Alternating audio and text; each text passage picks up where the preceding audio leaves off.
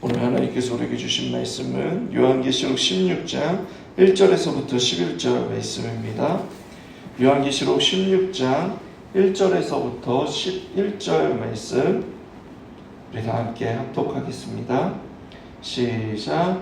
또 내가 들으니 성전에서 큰 음성이 나서 일곱 천사에게 말하되 너희는 가서 하나님의 진노의 일곱 대접을 땅에 쏟으라 하더라.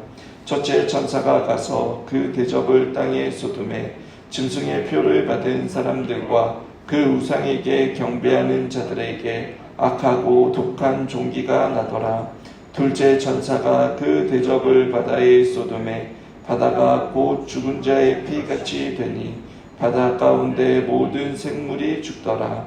셋째 천사가 그 대접을 강과 물 근원에 쏟음에 피가 되더라. 내가 들으니 물을 차지한 천사가 이르되 전에도 계셨고 지금도 계신 거룩하신 이여 이렇게 심판하시니 의로우시도다. 그들이 성도들과 선지자들의 피를 흘렸으므로 그들에게 피를 마시게 하신 것이 합당하니이다 하니 바라라. 또 내가 들으니 제단이 말하기를 그러하다. 주 하나님 곧 전능하신 이시여 심판하시는 것이 참되시고 의로우시도다 하더라.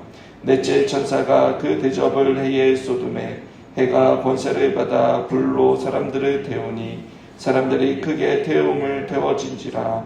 이 재앙들이 행하는 권세를 가지신 하나님의 이름으로 비방하며 또 회개하지 아니하고 주께 영광을 돌리지 아니하더라. 또 다섯째 천사가 그 대접을 짐승의 왕자에 쏟으니 그 나라가 곧 어두워지며 사람들이 아파서 자기 혀를 깨물고 아픈 것과 종기로 말미암아 하늘의 하나님을 비방하고 그들의 행위를 회개하지 아니하더라. 또 아멘. 오늘 우리가 읽은 16장은 일곱 대접 재앙에 대해 기록하고 있습니다. 오늘 본문의 핵심은 5절에서부터 7절의 말씀인데 하나님의 그 심판이 참되고 의롭다라고 선언하고 있습니다. 먼저 첫 번째 대접 심판을 살펴보면 2절에 첫째 천사가 가서 그 대접을 땅에 쏟음에 짐승의 표를 받은 사람들과 우상에게 경배하는 자들에게 악하고 독한 종기가 나더라 라고 말씀합니다. 이것은 출애굽 당시 애굽에 부어진 여섯째 재앙을 생각나게 합니다. 모세와 아론이 바로 앞에서 화덕에 죄를 뿌리자 그것이 애굽 온 땅의 티끌이 되어 애굽 온 땅의 사람들과 또 짐승에게부터 악성 종기가 되었습니다. 또 이러한 악성 종기는 모세의 율법에서 율법을 범한 자에게 주어지는 벌과 저주의 내용이기도 했습니다. 신명기 28장 35절의 말씀을 보면 여호와께서 내 무릎과 다리를 쳐서 고치지 못할 심한 종기를 생기게 하여 발바닥에서부터 정수리까지 이르게 하시리라 라고 말씀합니다. 말씀대로 몸에 생기는 종기일 수 있으나 여러분 악하고 독한 종기는 발생하면 사람들을 괴롭게 만듭니다. 저도 지금 며칠 동안 코에 난 여드름으로 인해 고생을 하고 있는데 너무 신경이 쓰이고 밤에는 부위에 열도 나고 잘못 건드렸다가는 눈물이 흘릴 정도로 아팠습니다. 그것과 같이 이 종기는 여러분 영적으로나 심리적으로 괴로움과 고통을 상징합니다. 고통 없이는 걷지도 못하고 앉지도 못하고 눕지도 못한 상태, 한시도 그 괴로움을 떨칠 수 없는 상태를 말하는 것입니다. 그러나 이 재앙의 대상이 누구입니까? 바로 땅에 짐승의 표를 받은 사람들과 그 우상에게 경배하는 자들이 심판의 대상이라고 말씀하고 있습니다. 마치 하나님께서 바로를 심판하셨을 때에 고셈 지방에 사는 이스라엘 백성에게는 재앙이 미치지 않고 애굽 전 지역의 애굽 사람들에게 재앙이 심했던 것을 보여주는 것과 마찬가지의 말씀입니다. 두 번째 대접 심판은 3절에 이렇게 말합니다. 둘째 천사가 그 대접을 바다에 쏟음에 바다가 곧 죽은 자의 피같이 되니 바다 가운데 모든 생물이 죽더라. 이 재앙 역시 출애굽 당시 첫 번째 재앙인 물이 피로 변하는 재앙을 연상시키는 심판입니다. 둘째 날파의 심판에서는 바다와 바다의 생물 그리고 배들의 3분의 1만의 영향을 미쳤지만 여기에서는 바다 전체가 피로 변하고 모든 생물이 죽습니다. 부분적인 것이 아니라 전체적으로 보편적으로 심판이 일어난다라는 것을 뜻하고 있는 것입니다. 여기에서의 영적인 해석은 많은 학자들이 경제 붕괴를 말하고 있습니다. 바다는 로마 제국의 삶의 근원이었습니다. 이탈리아 남부에 위치한 로마는 육지 무역에 많은 제약이 있었기에 음식을 위해서뿐만 아니라 대부분의 교역, 상업을 해상 교통으로 의존해야만 했습니다. 바다가 피로 변했다라는 것은 로마 문명의 파멸과 경제 체제의 붕괴를 의미하는 것입니다.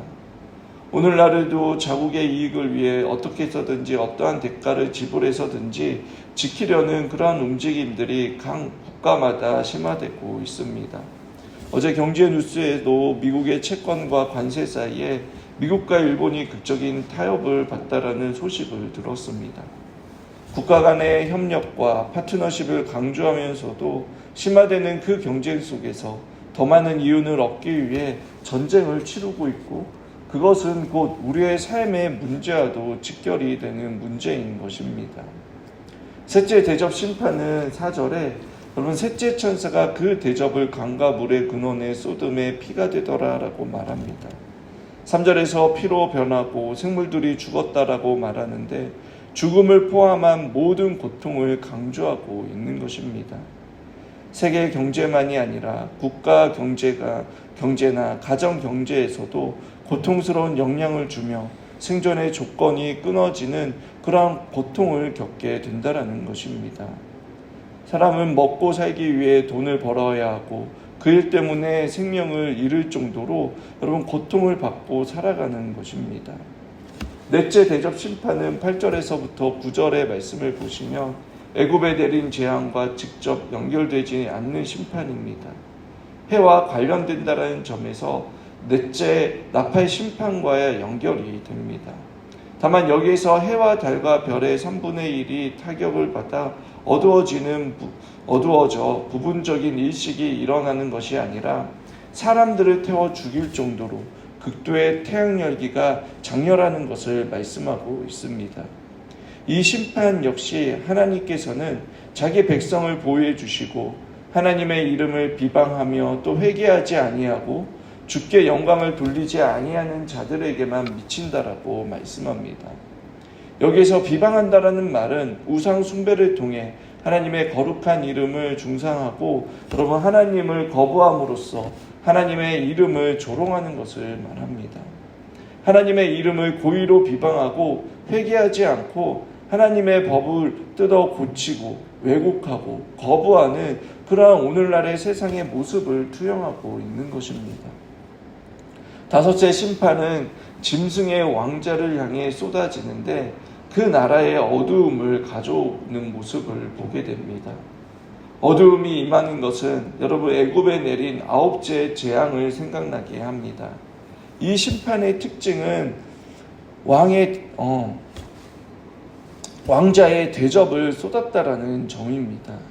이것은 짐승이 자신의 영역에 대하여 가지고 있는 주권을 가리킵니다.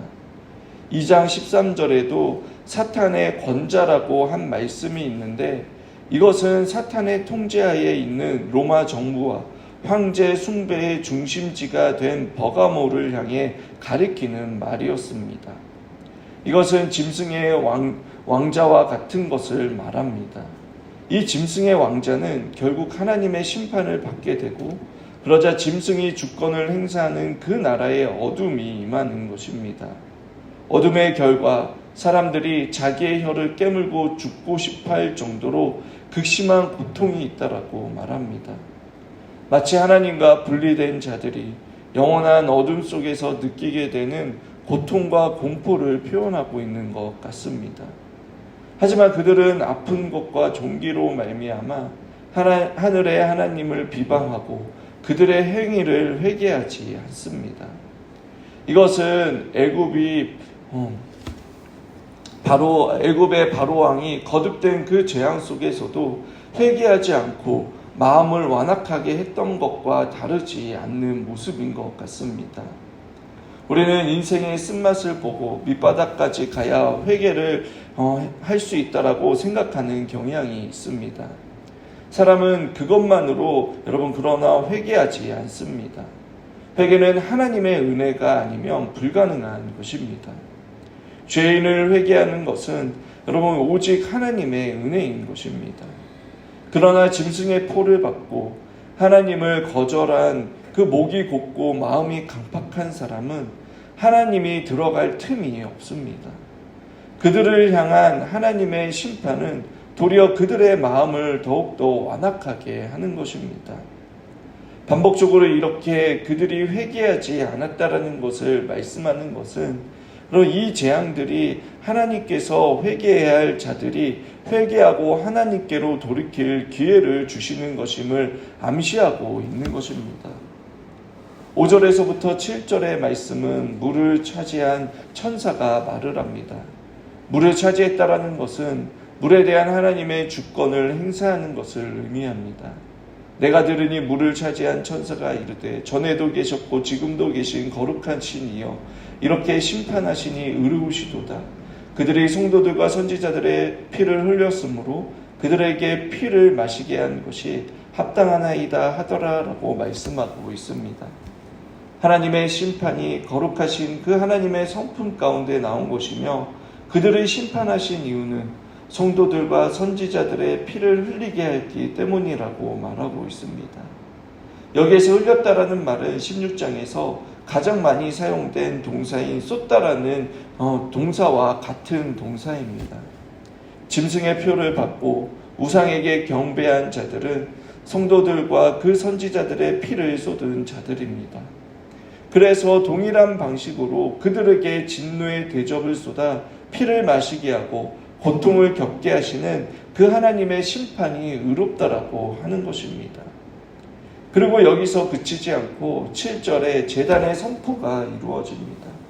또 내가 들으니 제단이 말하기를 그러하다. 주 하나님 곧 전능하신 이여 심판하시는 것이 참되시고 의로우시도다 하더라라고 말씀합니다.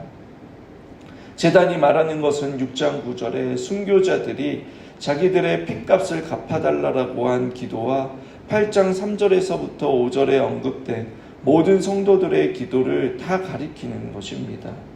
핏값을 갚아달라고 한 순교자들이나 하나님의 나라가 임하시옵소서라고 기도한 성도들이라며 하나님의 심판이 참되고 의롭다라고 생각하고 선언한다라는 것입니다.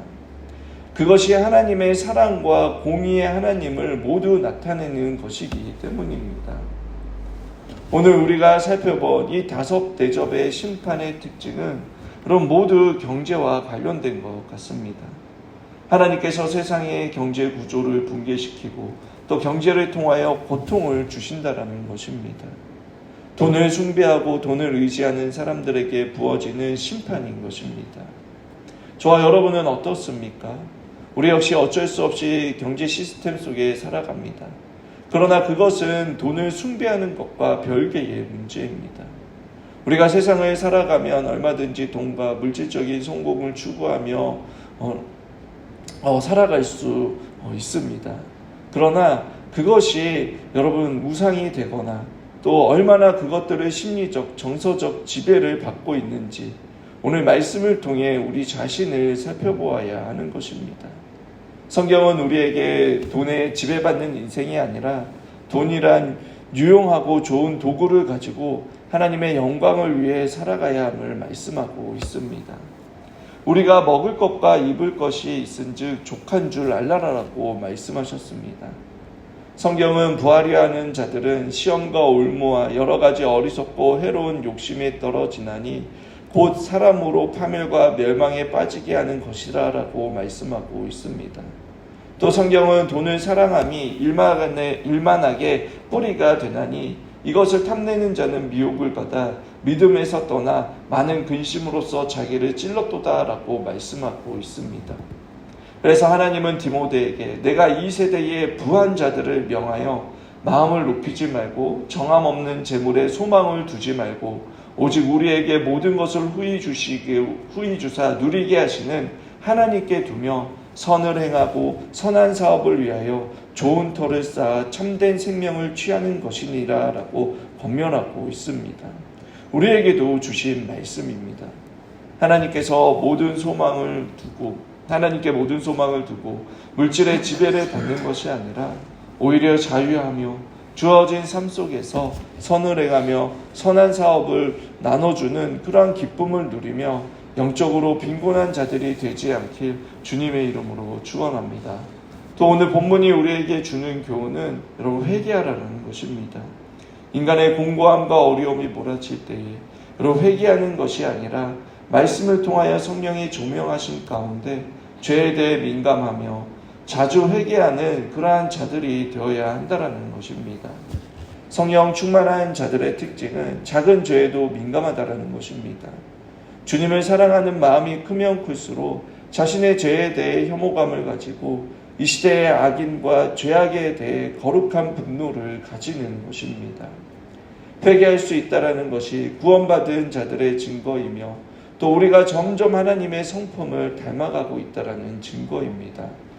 오늘 말씀을 보면 혀를 깨물고 죽을지언정 회개하지 않는 인간들이 있다라고 말합니다. 성도는 회개하는 사람입니다. 회개가 곧 주님이 주시는 은혜입니다. 죄로부터 점점 자유하는 것을 경험하게 하는 것입니다. 죄의 사슬을 끊어지고 억눌렸던 것으로부터 풀려나 기쁨과 평안을 누리는 저와 여러분들이 되길 바랍니다. 회개하는 것을 미루지 마십시오. 성령 하나님께서 회개의 자리로 부르실 때에 주님께로 돌이켜 회개의 은혜를 누리는 저와 여러분들이 되시길 주님의 이름으로 축원합니다.